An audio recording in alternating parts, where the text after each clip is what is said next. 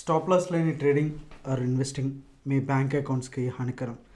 Trading or investing without stop loss is injurious to your bank accounts. Hey guys, hope you're doing good. నేను మీ Telugu trader Shyam. So మనకి Friday అయితే market అయితే మంచిగానే closing అయితే ఇచ్చింది, పాజిటివ్లోనే. పెద్ద సూపర్ బుల్లిష్ అయితే కాదు, మంచి గ్రీన్లోనే అయితే క్లోజింగ్ అయితే ఇచ్చింది.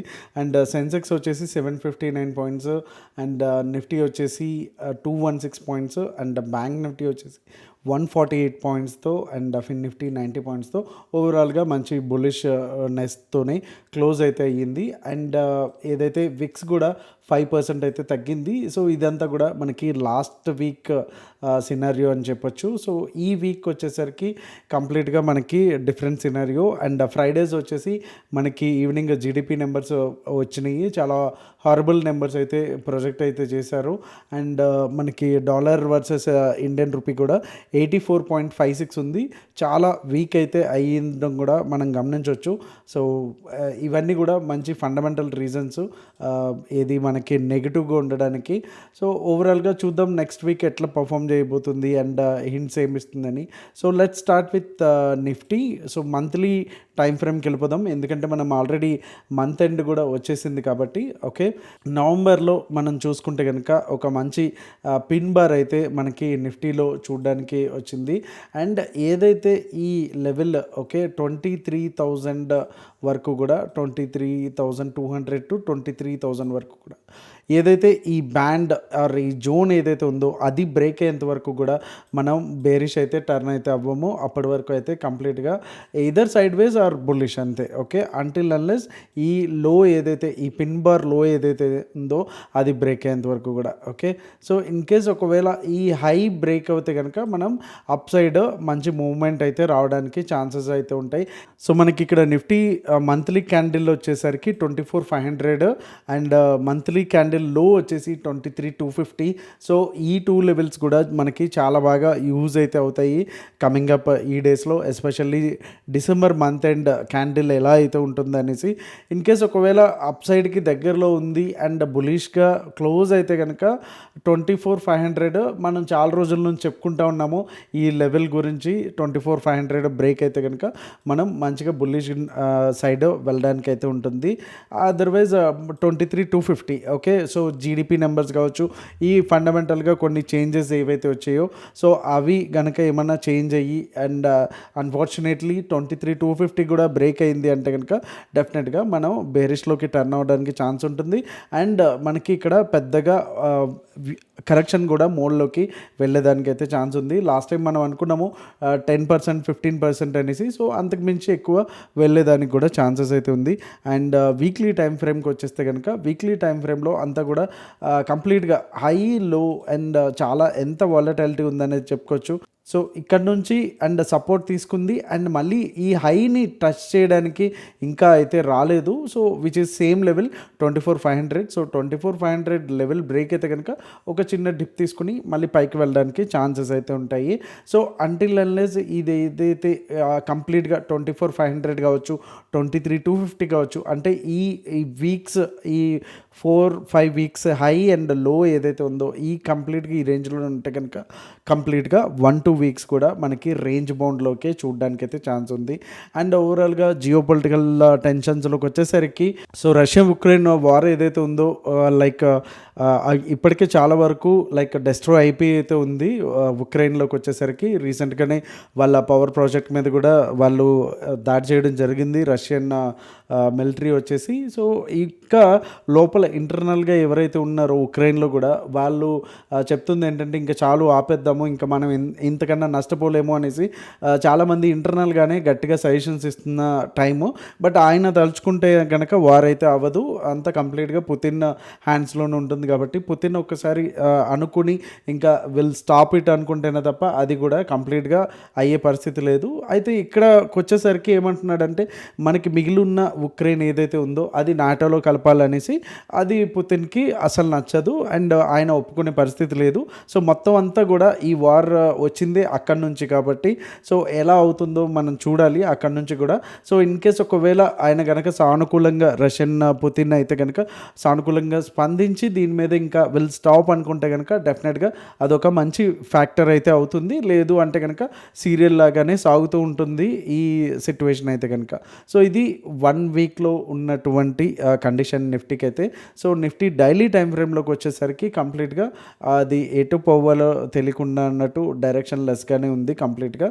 సో నెక్స్ట్ ఇప్పుడు కనుక ఇన్ కేస్ ఏదైతే జీడిపి నెంబర్స్ మీద కంప్లీట్గా నెగిటివ్ అయితే కనుక మనకి ఫస్ట్ ఏదైతే సపోర్ట్ ఏదైతే ఉందో 23,600, సో ఇది కూడా బ్రేక్ అయితే కనుక 23,250 వరకు చూడడానికి అయితే అవకాశం ఉంది. సో ఇన్ కేసు ఒకవేళ 23,250 కూడా 1 or 2 డేస్లో కనుక బ్రేక్ అయితే మనం పెద్ద కరెక్షన్ అనేది వైపుగా వెళ్ళడానికి ఛాన్సెస్ అయితే ఉంటాయి.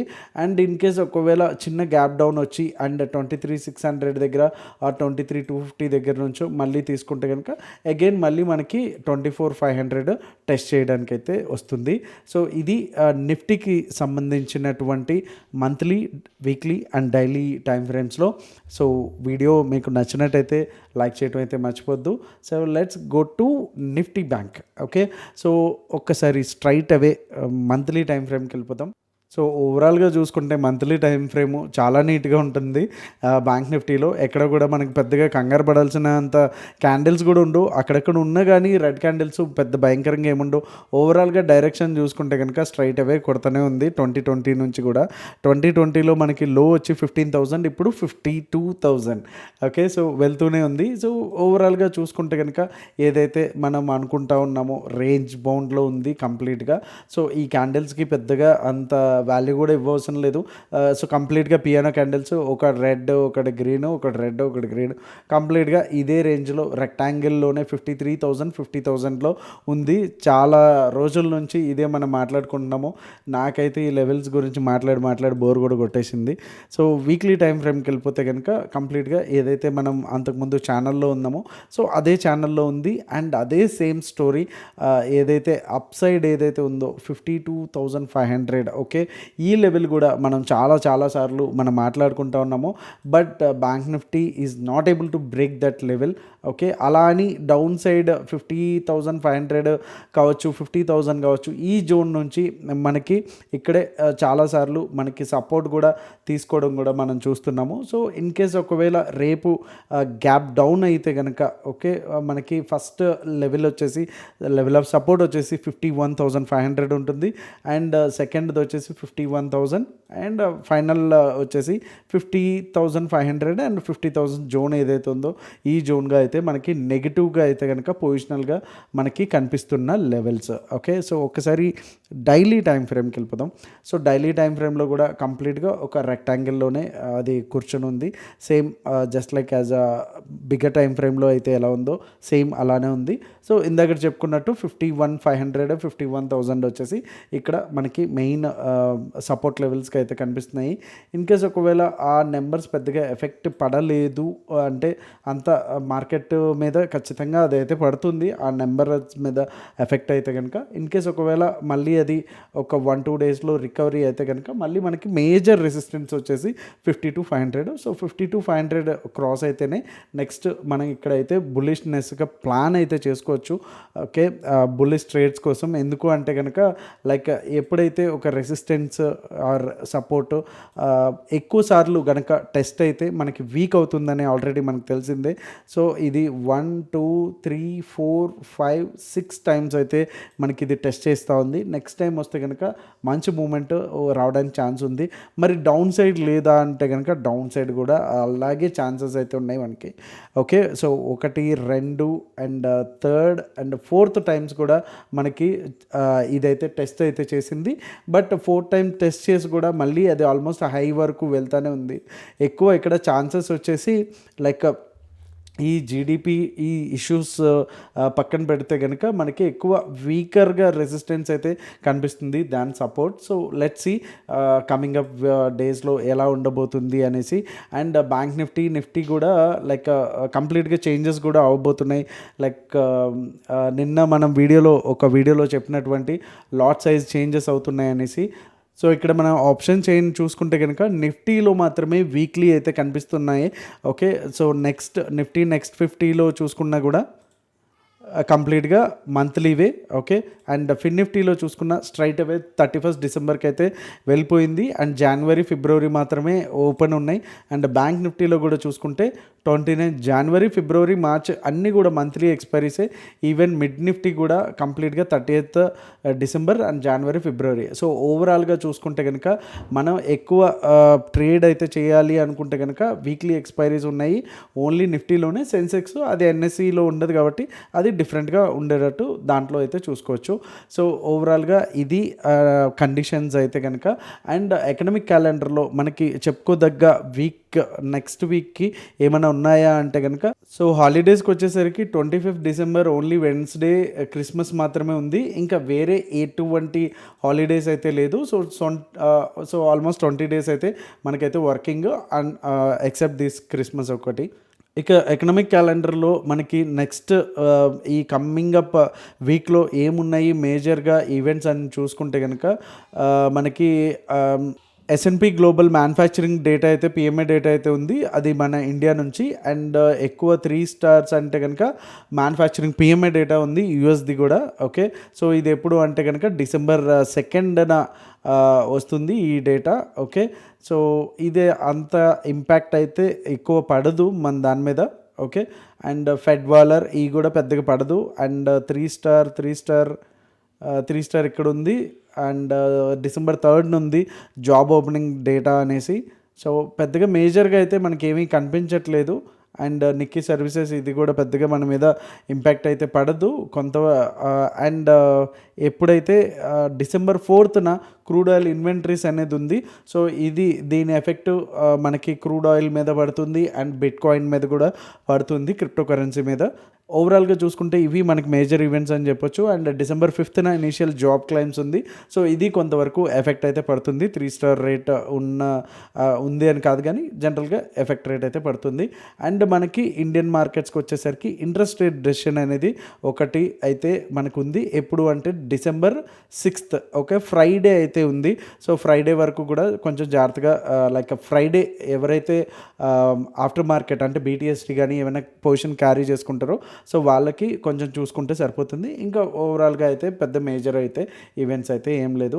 సో ఫ్రైడే యూఎస్ మార్కెట్స్ చూసుకుంటే కనుక 95 పాయింట్స్లో అయితే క్లోజ్ అయితే అయింది.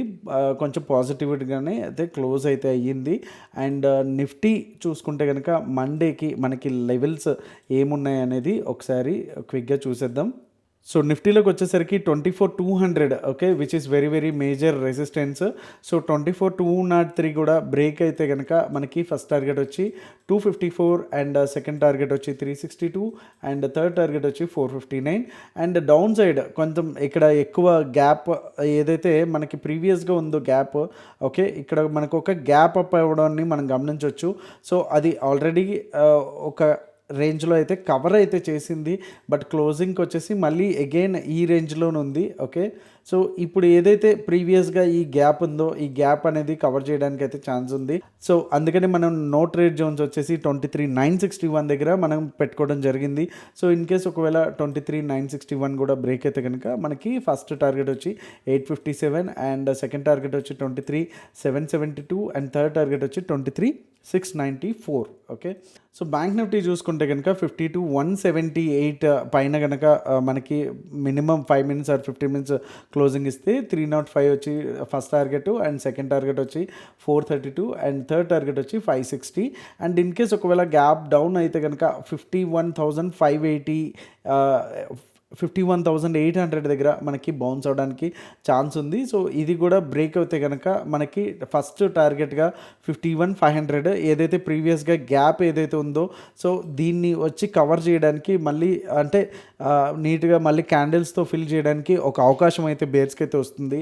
సో ఇక్కడికి వచ్చేసరికి second target 51,402 and third target వచ్చి 51,191 అండ్ ఫోర్త్ టార్గెట్ వచ్చేసి 50,995 ఇవైతే మనకి ఉంటాయి. అండ్ రేపటి నుంచి మన ట్రేడర్స్ ప్రీమియం ట్రేడింగ్ గ్రూప్ అయితే స్టార్ట్ అయితే అవ్వబోతుంది. రేపు 9:30 తర్వాత నుంచి కూడా ట్రేడింగ్ ఆపర్చునిటీస్ ఏవైతే వస్తాయో దాన్ని బట్టి మనకి వస్తూ ఉంటాయి.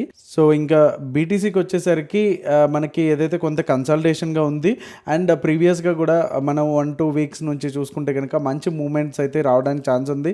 సో ఇప్పుడే మంచి బ్రేక్అవుట్ అయితే వచ్చేలా ఉంది దీంట్లో. అండ్ ప్రీవియస్గా ఉన్నటువంటి ట్రెండ్ లైన్ ఏదైతే ఉందో అది మార్నింగ్ ఆల్రెడీ బ్రేక్ అయింది. సో మంచిగా వెళ్తుంది. సో ఇక్కడికి వచ్చేసరికి మనకి ఫస్ట్ టార్గెట్ 97,500గా ఉంటే కనుక మనకి నెక్స్ట్ టార్గెట్ వచ్చేసి మేజర్ టార్గెట్ 98,477గా ఉంటుంది. సో ఇక్కడ నుంచి ఒక్కసారి రెసిస్టెన్స్ తీసుకుంటే కనుక మనకి మళ్ళీ అగైన్ 96,943 టెస్ట్ చేసుకుని పైకి వెళ్ళడానికి అయితే ఛాన్సెస్ అయితే ఉంటాయి. అండ్ ఓవరాల్గా చూసుకుంటే కనుక ఈ ఛానల్లో అయితే బిట్ కాయిన్ అయితే మొన్నటి వరకు కూడా రన్ అవుతూ ఉంది. సో ఇది ఫర్ ద ఫస్ట్ టైం ఈ ఛానల్ నుంచి ఈ ట్రెండ్ లైన్ నుంచి బ్రేక్అవుట్ అయితే ఇచ్చింది. సో మంచిగా పైకి వెళ్ళడానికే చాలా వరకు ఛాన్సెస్ అయితే ఉన్నాయి. సో దీనికి సంబంధించిన ఆ ట్రేడ్స్ ఏవైతే ఉన్నాయో నేను క్రిప్టో గ్రూప్లో అయితే పోస్ట్ చేస్తాను. So that's all for today. Hope you like this video and see you all on Monday with another daily analysis video. Thank you so much. మీ Telugu trader Shyam. Happy Sunday.